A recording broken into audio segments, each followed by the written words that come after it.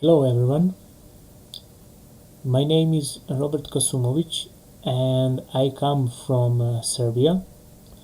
I live in a small city in the southeast of Serbia called Niš. I work as a pharmacist, but also I'm a member of the editorial board of the portal called Machina. And I am a member of NGO organization called Roma Forum of Serbia. As a member of that organization, I am active on a few projects, and some of those are a project called Political Education of Roma, and another project that I am working on is organizing secondary raw material collectors. That is job that probably 80% of Roma are doing in the region of Balkan. I will talk about that a little bit later.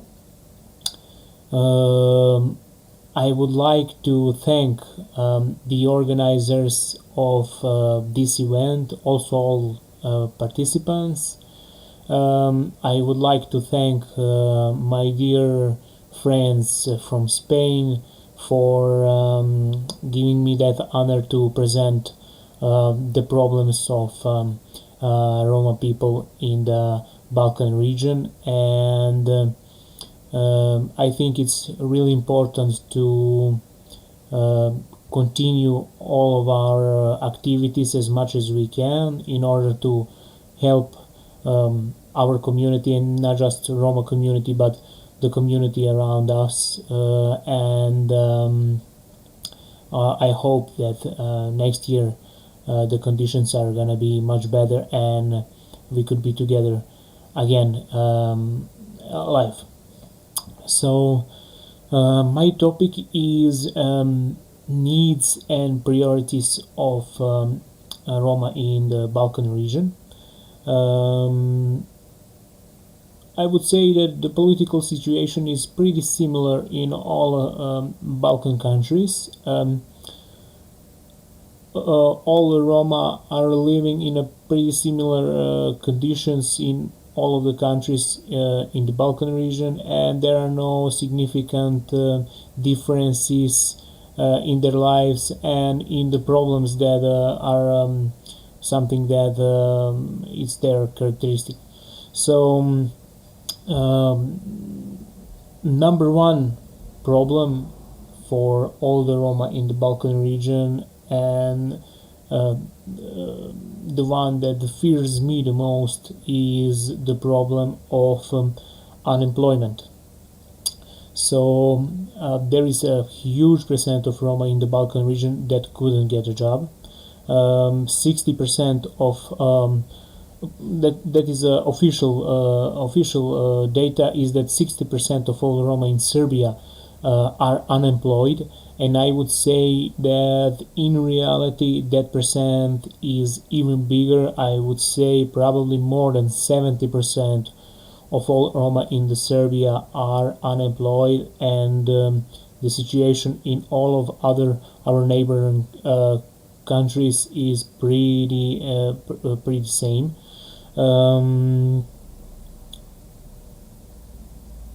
I would just say that I will give you one example. So there is a Roma settlement that is really close to the place I live, and that Roma settlement has around 1,000 residents, and just two of them have a regular job. So you can see how big the percentage of unemployed Roma actually is. So it doesn't matter pretty much if you are high educated or you don't have education at all. If you are Roma, you will have a very big problem to find a job in Serbia. Number one reason for that is just a simple discrimination. Like, the employers just don't want to give job to the Roma people.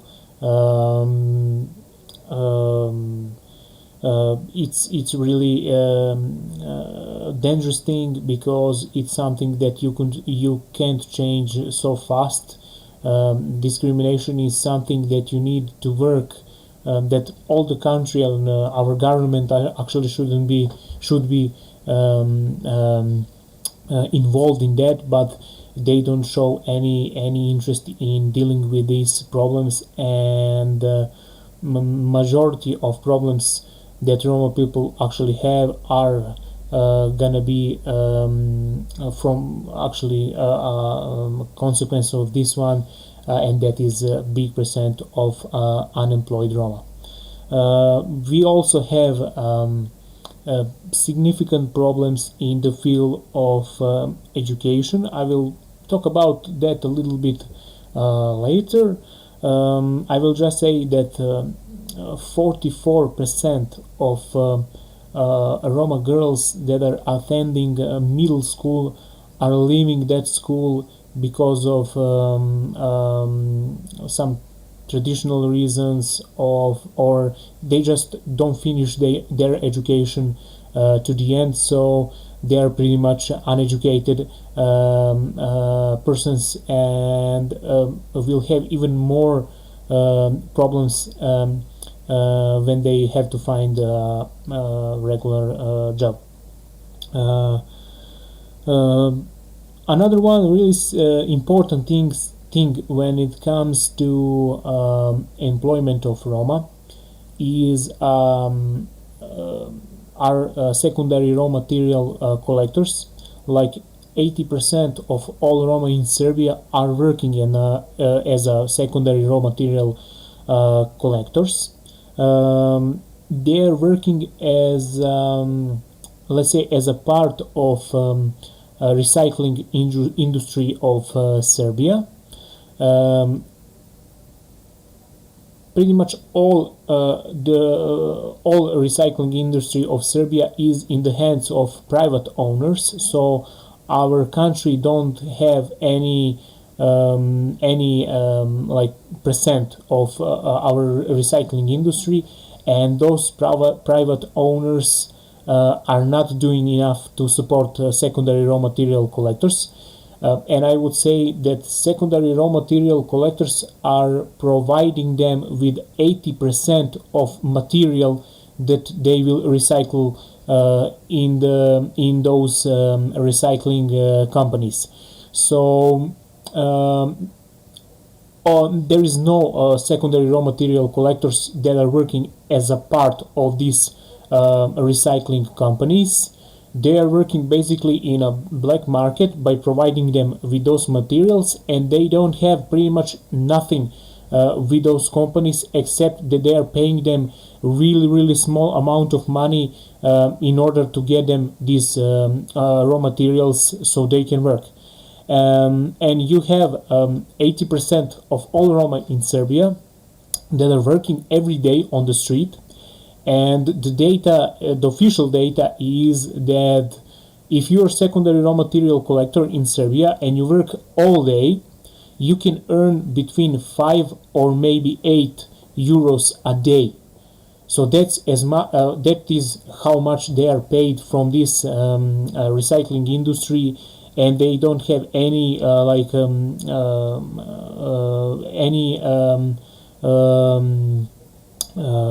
they are not seen as a workers. They are seen as somebody who doesn't work, because on a legal from the legal point of view, they are not working for anybody, because they are not employed by those recycling companies. So that is a huge problem in Serbia, and the big part of my personal work goes there, because I think there is like for 4 years I'm trying to organize those secondary raw materials collectors in a union, and I think that is just the only way we can deal with that, or that is just the only way we can try to ask the country or ask the recycling industry to pay more attention on the secondary raw material collectors, and to basically give them a job in those companies that are dealing with recycling. The second really big and important problem for Roma people in the Balkan countries, I think, and the most obvious one is a problem of housing. So in all of the Balkan countries, and not just in the Balkan countries, pretty much all over the Europe, you have Roma that are living segregated in some sort of Roma settlements. The picture of those settlements is usually pretty sad, and through the years, really nothing has changed. Even in Serbia and in pretty much all the other Balkan countries. So in Serbia, Roma are living in something like 600 these substandard Roma settlements, and pretty much similar situation in all the other Balkan countries. I would say that official data are that 43% of all these Roma settlements don't have any sort of modern infrastructure for normal life. 10% of them don't have electricity, and like 30% of them don't have a running water. So those data can show how serious the problems are in those substandard Roma settlements. And I think our governments and our countries are not doing pretty much anything to solve those problems. And the reasons for the main reason for all those things is that all those non-formal Roma settlements are not legal settlements, so they don't have any sort of paper that relates to their housing, to their house, or to their to the whole Roma settlement. So usually when we ask our politicians to help Roma in a Roma settlement that doesn't have electricity, they would say that they can do anything because the settlement is not legal. And I would say that there are some Roma settlements that are 60 or 70 years old settlements, and they are still treated as non-legal settlements. So the problems are bureaucratic, and our governments are approaching to that as those bureaucratic problems are not solvable problems. It's something like, okay, we don't have any way to solve those problems because they just don't have any legal right to live there. And the problem that is occurring in the last, I would say, maybe 10 years over here in the Balkan is that our countries have tendencies to sold those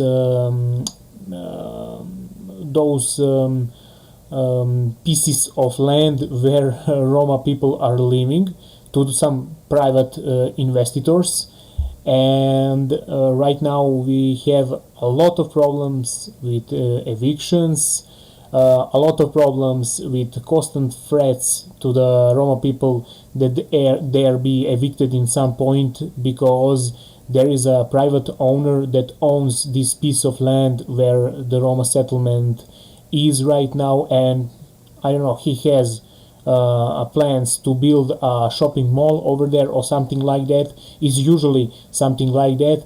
And I would say that probably majority of Roma in the Balkan regions that are living in those substandard Roma settlements are living in a constant fear that in one point they can be evicted from their houses, from their settlement in some other part where usually the conditions are gonna be even worse than in this previous settlement. So that is a pretty big problem, pretty obvious one. If you come to some Balkan country and you go to check some you go to see how Roma are living, you will see these sort of problems, and those problems are something that nobody is working on. And I would say that I really don't see how we're gonna sort these problems without, because our government still don't have any will to deal with that and doesn't show any action according to everything I know from the field. And that is another one problem that Roma community is dealing all over the Balkan. I would say not just on the Balkan, but in whole Europe, because I saw similar Roma settlements in European Union, for example, in Romania, in Slovakia, or in some other countries in European Union. The third problem that is, I think, really important if we try to think in a long term. It's a problem of education. So if we want to solve some problems of Roma community in a long term, I think we have to deal with the education. A Roma community in Balkan region still has a lot of problems in the field of education, and I think they are just the consequence of all these previously mentioned problems. Because if you don't have job, it's really hard to pay for the school of your children, because I will say that education is in Serbia and in all other Balkan countries is not cheap. It's actually pretty expensive. Also, another one big problem in the field of education is that there are not schools near Roma settlements because they are pretty segregated. They're usually built in some territories that is pretty far from the school, and if Roma people are evicted from their primary settlement in some other settlements, usually is that they are even more far from school than they were previously. Also, another one problem is that because of a lack of emancipation and because of segregation of Roma people in general in Balkan region, we still have a lot of problems with traditional approach, and older Roma that are more traditionally oriented, they don't see usually how education is important for their children, and they usually don't support them in education, which can be really a problematic thing, because it's really hard to find a job if you are educated or higher educated, and if you have no education at all, it's gonna be even 3 times harder. So you are pretty much without any hope of finding a regular job or working for a salary that can support your family, or a salary that can pay for the school of your children. So I think those 3 problems are something that is urgent, something that needs urgent reaction of all our governments. In the period from 2005 to 2015, pretty much all Balkanese countries were part of the project called decade of Roma inclusion that was supported by European Union. I would say that in that period, some things were improved, like, for example, like education, because they were our countries, our governments gave us some form of it was called like positive discrimination, and the Roma children could go to school, not pay for books. They have some scholarships, and they were able to attend school without having to take money from their families, which was really important. And some percents of education of Roma people in that period was actually improved. But after 2015, I think that all those measures are pretty much they stopped with all those measures, and the situation came back where it was before. I think those measures from that period of 2005 to 2015, in that period of decade of Roma emancipation, have to be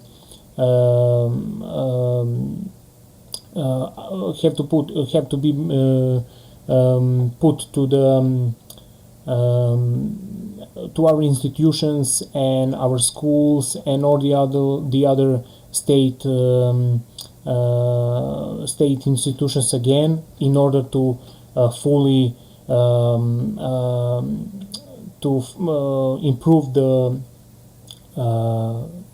treatment and just life of Roma population in Balkan. I think we need much more of political engagement of Roma community. I think we need much more of political will from our governments in order to solve the problems of Roma community. Unfortunately, we are always victims of some more urgent problems. So right now, it's a COVID situation, and somehow Roma people are again left behind some other problems that are always much more important than problems of a Roma community. And the COVID situation, I think, didn't brought something so new to the Roma community in the Balkans. Why? Because I like to say that if you are living in a non-formal or substandard Roma settlement in Serbia, you are constantly, or in other Balkanese countries, you are in a constant danger of some infectious diseases, because the situation in Roma settlements is just simply like that. So there is nothing new to the Roma people. Is just something that is everyday life, even before COVID.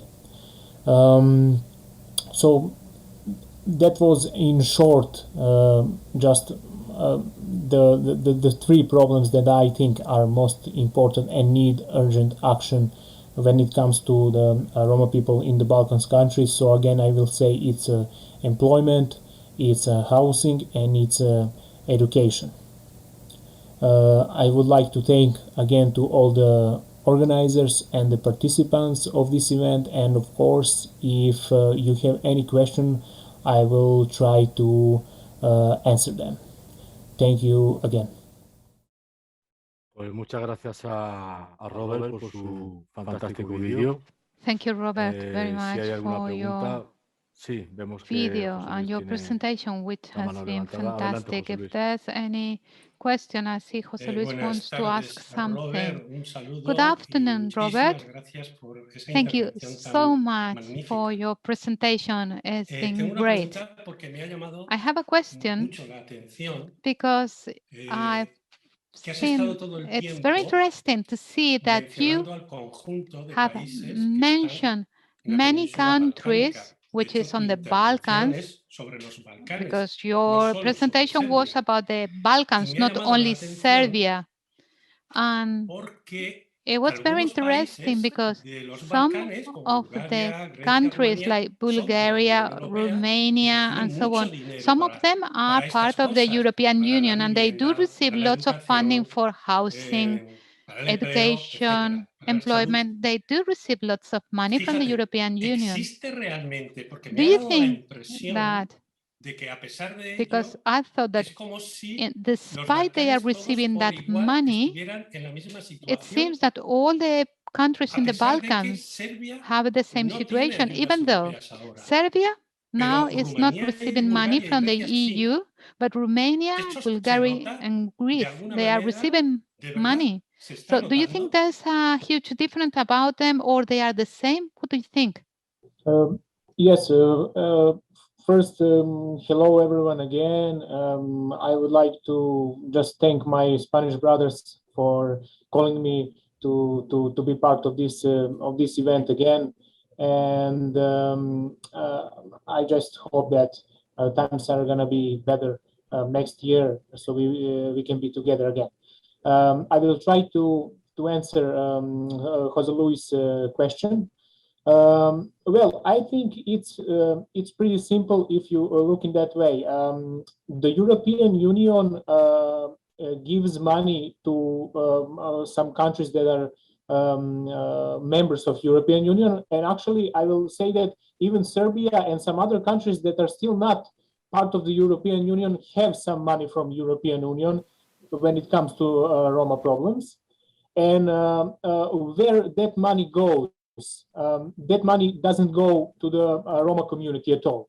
It disappears somewhere in the bureaucracy, because the Roma problems for our country, or for pretty much all other Balkan countries, are pretty much just bureaucratic problems. And they are keeping them in that level, bureaucratic level, because that is the level they can say, okay, through some documents, we improved some things when it comes to the Roma population in Serbia, and they can write that in their reports to the European Union. But the reality is totally different. Actually, on the field, they didn't do nothing to solve those problems. And I gotta say one thing more. The majority of the money that is coming from the European Union into the countries which are not part of the European Union, or are somewhere closer to the borders of the European Union, it's coming just to keep Roma people in those countries. Because I think that European Union fears a lot from the Roma and from their migration to the countries like Germany or France, or those countries that are leading European Union. And I think majority of the money that is coming to Serbia, to Bosnia, to Bulgaria, is coming just in order to keep the Roma in those countries and prevent them from migration to some other countries in the European Union. Sí, Robert, hay una pregunta que han dejado en el escritorio para ti, concretamente. Yes, we had another question for you. Jose Alfredo is asking, how many Roma people are there in Serbia? Do you have a structure that allows you organizations to claim to the government what's happening there? Official data says that we have 150,000 Roma in Serbia, but non-officially, we know that there is at least 500,000 of Roma people in Serbia. When it comes to Serbia, we don't have any Roma politician in our parliament. We don't have any political party in our parliament.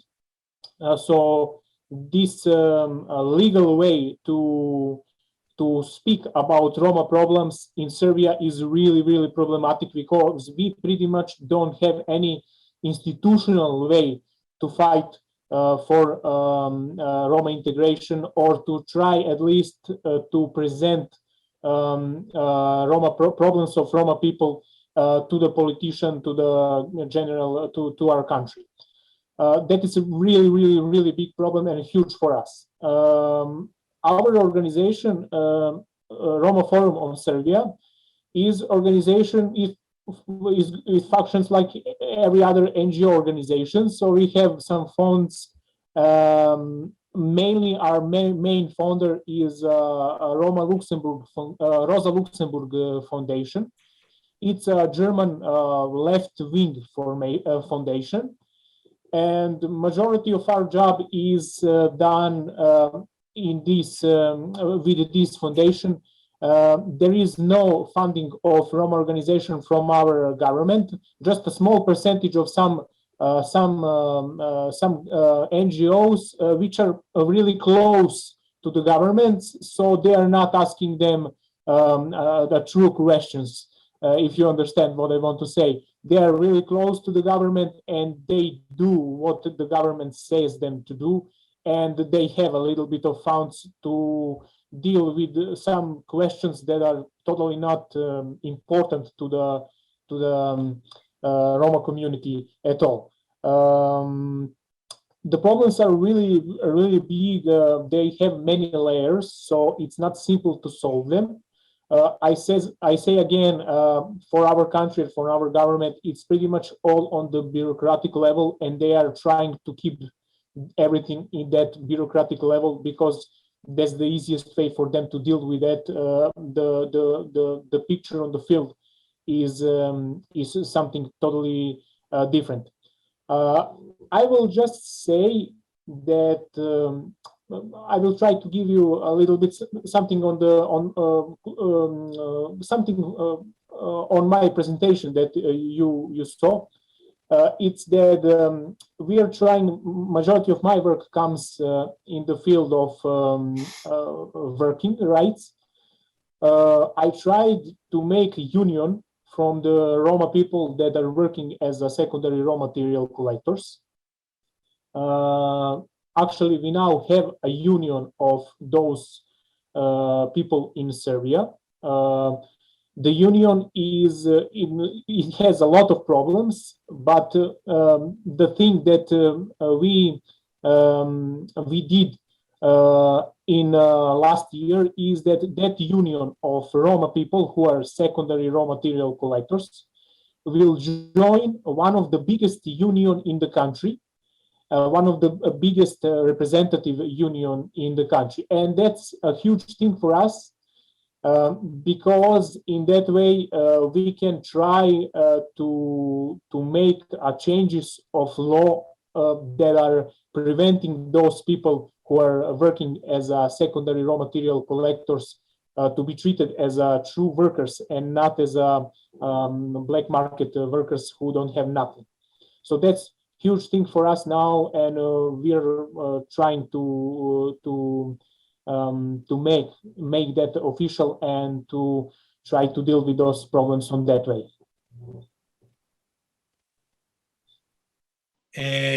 Tú eres farmacéutico y estás You are a trabajando. pharmacist and you are working at a chemist. Ayer te vimos en tu farmacia. Yesterday we saw you there. Yes, actually, I'm, as you know, I should be on the work actually right now, but I said to my colleague that I have a meeting with my friends from Spain and all over the Europe and world, actually, and he gave me a free time so I can join you right now and answer your questions right now. And yes, I work every day, and I just if I can say just something that to connect with the guys from Hungary that were speaking previously. I'm really interested to have much more contact with all the people that are participating in this seminar. We can have maybe much more contact on the I don't know, on the social media or on the Facebook or on emails or on some of those things. I think it's very important for us to communicate and to have some way to change informations, at least on some important things that we are doing in our countries, to change some information on our important work.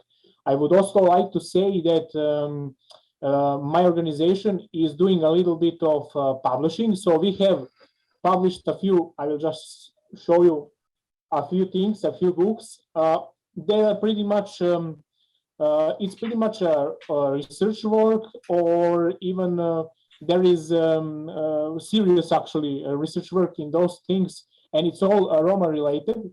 And if somebody is interested to know more about problems of Roma people, it can be really good. These books can be really good source for that, and we have English version.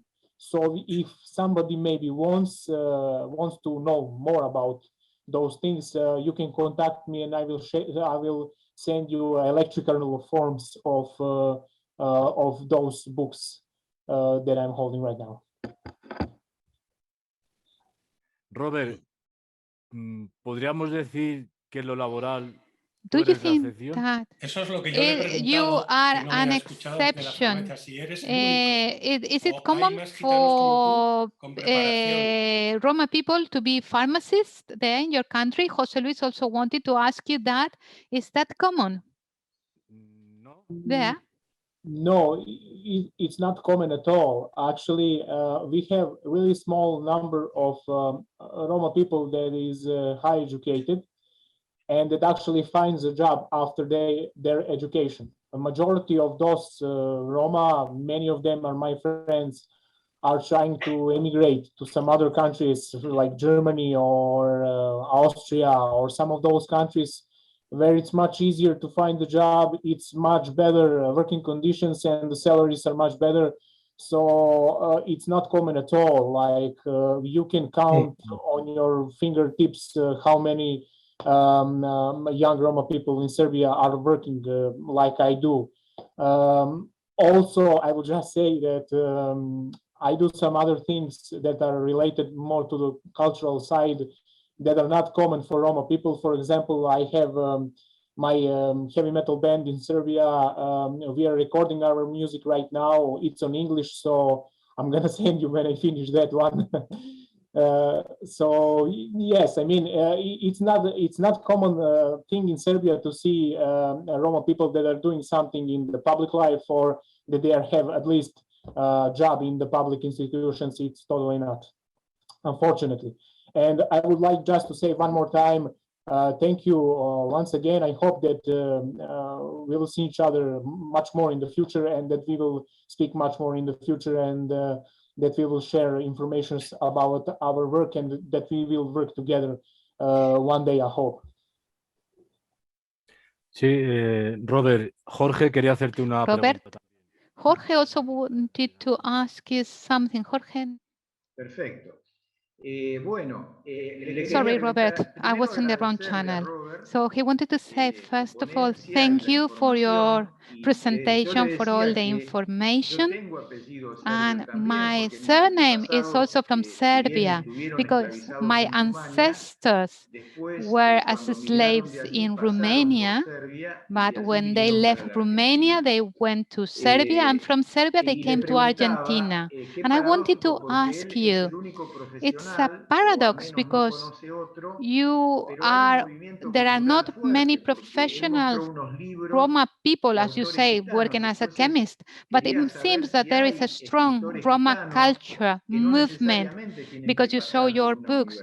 But I wanted to ask you, are there Roma writers, even though they are not at university or something like that? He wanted to ask you if there are poets, painters, writers in Serbia, because I thought that you have a very important and relevant cultural movement in Serbia. Is that so?